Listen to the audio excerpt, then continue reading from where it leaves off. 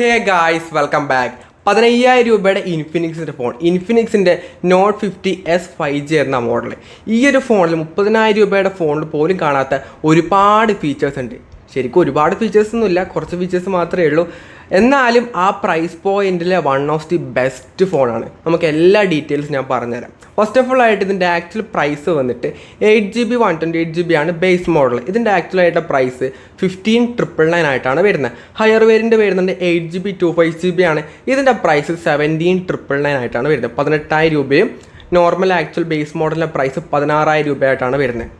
ആ ഒരു പ്രൈസിന് ഇതിൻ്റെ ഡിസൈൻ, ഇതിന് മുമ്പേ നമ്മൾ ഇൻഫിനിക്സിൻ്റെ ഫോണിലൊക്കെ കണ്ട ആക്ച്വലായിട്ട് ഡിസൈനാണ്. ഒരുപാട് മാറ്റങ്ങളൊന്നുമില്ല. വീഗ ലെതറായിട്ടാണ് വരുന്നത്. വലിയൊരു ക്യാമറ മൊഡ്യൂൾ, ഒരുപാട് ക്യാമറ ഒക്കെ കാണുന്നുണ്ട്. എന്നാലും അതെല്ലാം ക്യാമറ ഒന്നുമല്ല കേട്ടോ. പിന്നെ അവരുടെ ആ ഒരു ബാക്കിൽ ഒരു ലൈറ്റ്, ഹെലോ ലൈറ്റ് എന്നൊരു ലൈറ്റൊക്കെ വരുന്നുണ്ട്. നോട്ടിഫിക്കേഷൻ കോളൊക്കെ വരുന്ന സമയത്ത് ബ്ലിങ്ക് ചെയ്യുന്ന ലൈറ്റാണ്. കാണാൻ ഒരു രസം, അത്ര മാത്രമേ ഉള്ളൂ. അല്ലാത്ത വലിയ സംഭവമൊന്നും അതിലില്ല കേട്ടോ. എന്നാലും ഡിസൈൻ വൈസ് എങ്ങനെയുണ്ട്, നിങ്ങൾക്ക് എങ്ങനെയുണ്ട് കമൻറ്റ് ചെയ്യുക. എൻ്റെ ഒരു ഒപ്പീനിയനിൽ കൊള്ളാം, വലുതായിട്ടൊന്നുമില്ല. എന്നാലും കാണാനൊക്കെ രസമുണ്ട്. വലിയ മോശമൊന്നും പറയാനൊന്നുമില്ല. മിലിറ്ററി ഗ്രേഡ് സർട്ടിഫിക്കേഷനൊക്കെ തന്നെ വരുന്നുണ്ട്. IP64 റേറ്റിംഗ് ഒക്കെ തന്നെ കൊടുത്തിട്ടുണ്ട്.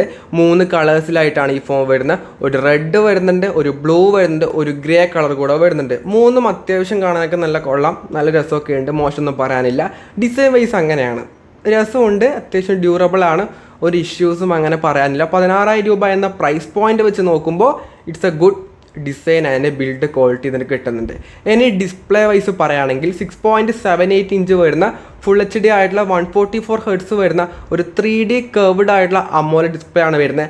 1300 നിറ്റ്സിൻ്റെ പീക്ക് ബ്രൈറ്റ്നസ് ആണ് വരുന്നത്. കോർണിംഗ് ഗൊറില്ല ഗ്ലാസ് 5ൻ്റെ പ്രൊട്ടക്ഷൻ അടക്കം കൊടുത്തിട്ടുമുണ്ട്. ഒരു 3D കർവ്ഡ് ആയതുകൊണ്ട് തന്നെ കാണാനൊക്കെ നല്ല രസമുണ്ട്. എസ്പെഷ്യലി ഫ്ലാറ്റ് ഡിസ്പ്ലേ ഒക്കെ നോക്കുന്നവർക്ക് അതൊരു അത്ര ഇൻട്രസ്റ്റിംഗ് ആവില്ല. പക്ഷേ കർവ് ഡിസ്പ്ലേ ഇഷ്ടപ്പെടുന്നവർക്ക് ഇതൊരു നല്ല ഡിസ്പ്ലേ. അതുപോലെ തന്നെ 144 Hzൻ്റെ ഹൈ റിഫ്രഷ് റേറ്റ് വരുന്നുണ്ട്. അത് വലിയൊരു കാര്യമൊന്നുമില്ല, കാരണം ഈ ഫോൺ റൺ ചെയ്യുന്ന 120 Hz മാത്രമാണ്. ചില പെർട്ടിക്കുലർ ഗെയിംസ് മാത്രമേ ഈ പറയുന്ന 144 Hz ഒക്കെ വരുന്നുള്ളൂ. അതുകൊണ്ട് അത് വലിയൊരു കാര്യമായിട്ട് എടുക്കേണ്ട ഒരു ആവശ്യമില്ല. 120 Hz ഉണ്ടായാലും മതി. എന്നാലും ഇത് ഈ ഒരു ഫോണിൽ ഈ പ്രൈസ് പോയിന്റിൽ ഇത് കൊടുത്തു എന്ന് പറയുന്ന വലിയ കാര്യം തന്നെയാണ്. ഡിസ്പ്ലേ വൈസ് ഈ റേഞ്ചിൽ ബെസ്റ്റാണ്, ഒരു കുറവും ഒന്നും പറയാനില്ല. പ്രൊട്ടക്ഷൻ ആണെങ്കിലും എല്ലാം നൈസായിട്ട് കൊടുത്തിട്ടുണ്ട്, ഒരു ഇഷ്യൂസും പറയാനില്ല കേട്ടോ. ദെൻ ക്യാമറ ആണെങ്കിൽ 64 MBയുടെ സോണിയുടെ IMX682 എന്ന സെൻസറാണ് പ്രൈമറി ആയിട്ട് വരുന്നത്. 2 MBയുടെ മാക്രോ ക്യാമറയും റിയറിൽ വരുന്നുണ്ട്. സെൽഫി ക്യാമറ ആണെങ്കിൽ 13 MBയുടെ സെൽഫി ക്യാമറയും വരുന്നുണ്ട്. ഫ്രണ്ട് ആൻഡ് റിയർ ക്യാമറയിൽ 4K 13 എപ്പിസോഡിലെ വീഡിയോസും സപ്പോർട്ട് കൊടുത്തിട്ടുണ്ട്. ക്യാമറ വൈസ് നിങ്ങൾ ആദ്യം ക്യാമറ റിവ്യൂസൊക്കെ പോയിട്ട് നോക്കിയിട്ട് നിങ്ങൾ വിലയെടുത്ത് എങ്ങനെ ഉണ്ട് എന്നുള്ളത്. അത്ര നല്ല വലിയ ഗംഭീര ക്യാമറ ഒന്നുമല്ല, ഒരു ഡീസൻറ്റ് ക്യാമറ ആയിട്ടാണ് എനിക്ക് തോന്നിയത്. നിങ്ങൾക്ക് എങ്ങനെയാണെന്നുള്ളത് നിങ്ങൾ ക്യാമറ റിവ്യൂസൊക്കെ നോക്കുക, ഈ റേഞ്ചിലെ ബാക്കിയുള്ള ഫോണൊക്കെ ആയിട്ട് കമ്പയർ ഒക്കെ ചെയ്ത് നോക്കിയിട്ട് നിങ്ങൾ വിലയെടുക്കുക എങ്ങനെയുണ്ട് എന്നുള്ളത്. അത്രയേ ഉള്ളൂ. ഞാൻ വേറെ ക്യാമറയെ പറ്റി ഒന്നും പറഞ്ഞ, സ്പെസിഫിക്കേഷൻസ് ഒക്കെ വൈസ് അത്യാവശ്യം ഒരു ഡീസൻറ്റ് സ്പെക്കൊക്കെ വരുന്നുണ്ട്. എന്നല്ലാതെ നിങ്ങൾ തീരുമാനിക്കുക ക്യാമറ എങ്ങനെയുണ്ട്. ഞാൻ ബാക്കിയൊന്നും ഞാൻ പറയുന്നില്ല. ഇനി പെർഫോമൻസ് ആണെങ്കിൽ MediaTekൻ്റെ Dimensity 7300 അൾട്ടിമേറ്റ് ചിപ്സെറ്റ് ആണ് വരുന്നത്. അറൗണ്ട് ഒരു 7 lakhൻ്റെ അടുത്തൊക്കെ തന്നെ ആൻഡ് സ്കോർ ഒക്കെ കിട്ടുന്നുണ്ട്. അത്യാവശ്യം നല്ലൊരു പെർഫോമൻസ് വരുന്നുണ്ട്. LPDDR5X റാം ടൈപ്പാണ് കൊടുത്തിട്ടുള്ളത്. 2.2ൻ്റെ സ്റ്റോറേജ് ആണ്. 5X റാം ടൈപ്പൊക്കെ ഈ പ്രൈസ് റേഞ്ചിൽ അങ്ങനെ ഏത് ഫോണിൽ കാണാത്തൊരു സംഭവമാണ് ഈ ഫോണിൽ കിട്ടുന്നത്. അപ്പം അത് ഈ ഫോണിന് വരുന്നുണ്ട്. UFS 3.1 സ്റ്റോറേജ് ഇല്ല, പക്ഷെ അത് കുഴപ്പമൊന്നുമില്ലടി. ഈ ഫോണിൽ ഈ റേഞ്ചിൽ എല്ലാ ഫോണും അത് കിട്ടുന്നില്ല. 30,000 രൂപയുടെ ഫോൺ അടക്കം പോലും 2.2 ഒക്കെയാണ് വരുന്നത്. അപ്പോൾ ഇത് ഈ റേഞ്ചിൽ ഇത് ഡീസൻ്റ് ആണ്, ബെസ്റ്റ് അല്ല, ഡീസൻ്റ് ആണെന്നേ ഉള്ളൂ. കാരണം ഇതിനെക്കാട്ടി പ്രൈസ് കുറഞ്ഞ ഫോണിൽ 3.1 കൊടുക്കുന്ന ബ്രാൻഡ് ഉണ്ട്. പക്ഷേ LPDDR5X കൊടുക്കുന്ന ബ്രാൻഡ് വേറെ ഏതുണ്ടെന്ന് നമുക്ക് തോന്നുന്നില്ല. എന്നാലും ഇതിലൊരു ബെറ്റർ ആയിട്ടുള്ള റാം ടൈപ്പ് കൊടുത്തിട്ടുണ്ട്. പെർഫോമൻസ് വൈസൊക്കെ ഉഗ്രനാണ്, വലിയ കുഴപ്പമൊന്നും പറയാനില്ല. അങ്ങനെയല്ല, കുഴപ്പം പറയാനില്ല, നല്ല പെർഫോമൻസ് ആണ്.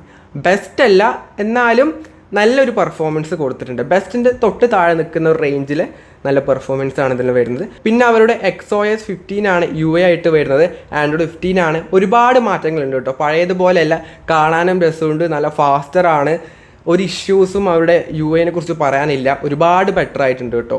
മിനിക്ക് ഒരു നല്ല ലെവലിലേക്ക് ഇൻഫിനിക്സ് അവരുടെ UIനെ കൊണ്ടുവന്നിട്ടുണ്ട്. അതുകൊണ്ട് UIയുടെ കാര്യത്തിലും ഒരു ഇഷ്യൂസ് പറയാനില്ല.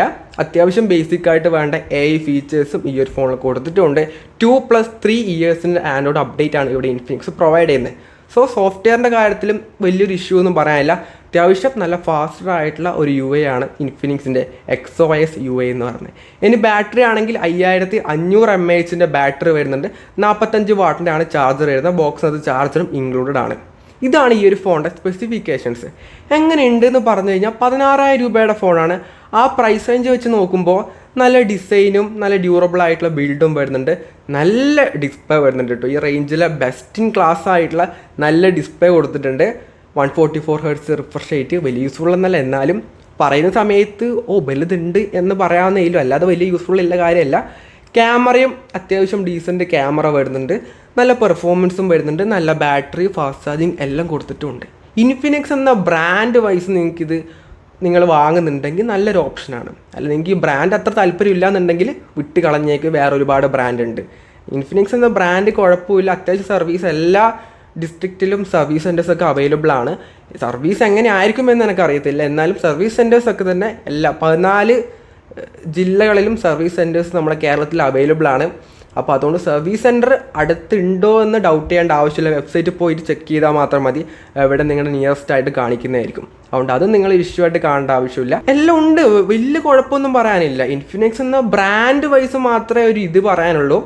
അല്ലാത്ത രീതിയിലൊരു ബെസ്റ്റ് ഓൾറൗണ്ട് ഫോണാണ് ഈ പ്രൈസ് പോയിന്റിൽ. ഒരു ഇഷ്യൂസും പറയാനില്ല. അങ്ങനെ എല്ലാ രീതിയിലും ഒരു പെർഫെക്റ്റ് എന്നൊക്കെ പറയാറില്ലേ, അങ്ങനെ ഒരു ഫോണാണ്. നിങ്ങളുടെ ഒപ്പീനിയൻ എന്തായാലും താഴെ കമൻറ്റ് ചെയ്യുക. ഈ ഒരു വീഡിയോ യൂസ്ഫുൾ ആണെങ്കിൽ ലൈക്ക് ചെയ്യുക, ഷെയർ ചെയ്യുക, സബ്സ്ക്രൈബ് ചെയ്യുക. So it's fund signing off. By.